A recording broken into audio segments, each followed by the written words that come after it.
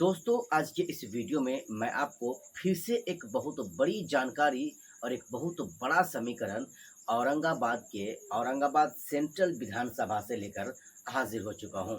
इस वीडियो में मैं आपको बताऊंगा कि जिस तरह से इम्तियाज जलील को 2024 लोकसभा के चुनाव में हराने की भरपूर कोशिश की गई और फाइनली उनको हराया भी गया। और चुनाव हराने के बाद या इम्तियाज जलील साहब चुनाव हारने के बाद 2024 यानी इसी साल जो विधानसभा का चुनाव होने वाला है उसकी तैयारी में वो लग चुके हैं। लेकिन वो अपनी तैयारी में लग चुके हैं और जो वंचित विकास आघाड़ी पार्टी है और जो उनके विरोधी दल के लोग हैं, वो लोग इनको हराने के लिए तैयारी शुरू कर दी है।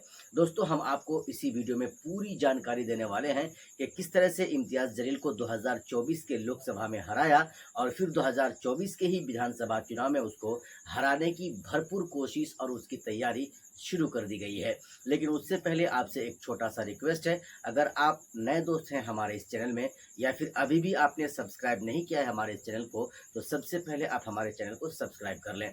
चलिए दोस्तों, अब हम आपको बताते हैं कि इम्तियाज जलील साहब पहले 2014 में वो विधायक के चुनाव जीते थे। विधायक बनने के बाद 2019 में वो लोकसभा का चुनाव लड़े और 2019 में वो लोकसभा का चुनाव वो जीत गए औरंगाबाद से। अब वहाँ से एमपी बनने के बाद, सांसद बनने के बाद 5 साल का उनका कार्यकाल रहा, जिसमें उन लोगों ने बेतहाशा और बहुत ज़्यादा लोगों का दिल को जीतने का काम किया। लेकिन जब 2024 में लोकसभा चुनाव की बारी आई, तब ऐसा देखा गया कि उनको हराने के लिए एड़ी से चोटी तक उनके ही दोस्त यार ने लगा दिया। और फाइनली जब रिजल्ट आया दोस्तों, तो इम्तियाज जलील साहब औरंगाबाद जिले से वो चुनाव हार जाते हैं। चुनाव हारने के बाद इम्तियाज जलील साहब घर में चुपचाप बैठते नहीं हैं और अगला यानी इसी साल में दो महीने के अंदर जो विधानसभा का चुनाव होना है उसकी तैयारी करना वो शुरू कर देते हैं।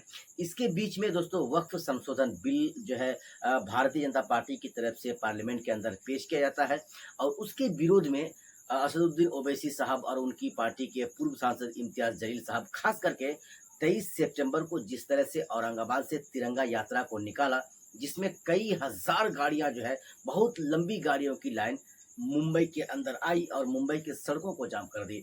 और उस तिरंगा यात्रा के बाद इम्तियाज जलील साहब का लोकप्रियता और ज़्यादा बढ़ चुका है।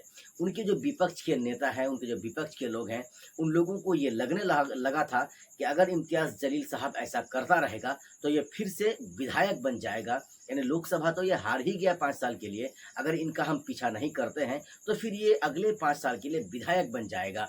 चूँकि दोस्तों यही बातें उनके दिमाग में चल रही थी और इम्तियाज जलील साहब तो अपना जो उनका जो सोच था विधानसभा चुनाव को लेकर के वो काम कर रहे थे। लेकिन इन लोगों ने इस तरह से उनका फिर से पीछा करना शुरू कर दिया। वंचित समाज आघाड़ी एक पार्टी है, उन्होंने ही 2024 में इम्तियाज जलील साहब को हराने के लिए एड़ी से चोटी तक जो है ताकत लगा दिया था।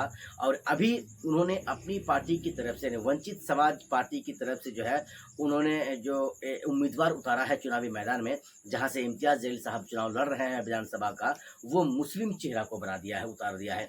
और वो मुस्लिम चेहरा उनका भी अपना जो है छाप है, उनका अपना तस्वीर है इलाके में, बहुत अच्छा उनका भी जो है चाहने वाले हैं। ऐसे शख्स को उन लोगों ने भी जो है वहाँ पर उतार दिया है, सिर्फ और सिर्फ इम्तियाज जलील साहब को चुनाव हराने के लिए। बाकी औरंगाबाद सेंट्रल विधानसभा के लोग इस बात का फैसला करेंगे कि उनको विधायक किस तरह का चाहिए। क्या गुंडागर्दी वाला विधायक चाहिए, क्या जो है सिर्फ जुबान में बोलता है, काम कुछ करता नहीं है, विकास का काम से उसको कोई मतलब ही नहीं है, ओवैसी को वो नफरत करते हैं, ऐसे लोगों को उनको विधायक जो है चाहिए, या फिर एक शालीनता वाला इंसान, एक नेक दिल और एक बेहतर इंसान इम्तियाज जलील साहब चाहिए। ये तो फैसला उन लोगों को करना है। लेकिन जिस तरह से इम्तियाज जलील साहब पूरी मजबूती के साथ महाराष्ट्र में विधानसभा के चुनाव की तैयारी कर रहे हैं, लाजवाब है और अनबिलीवेबल है।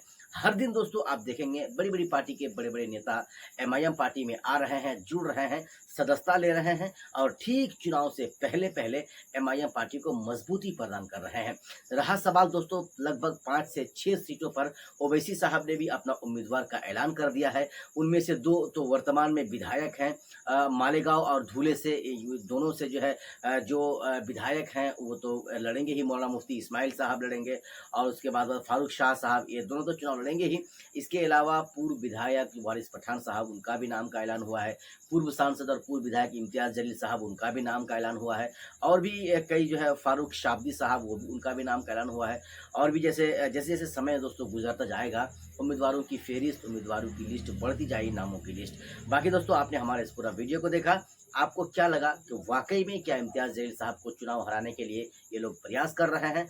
किस तरह से फिर अगर प्रयास नहीं कर रहे हैं तो मुस्लिम उम्मीदवार को उनके विरुद्ध वहां पर क्यों उतारा है इन पार्टी? बाकी आपसे बहुत जल्द मिलेंगे, तब तक आप देखते रहिए हमारे इस चैनल को। जय हिंद।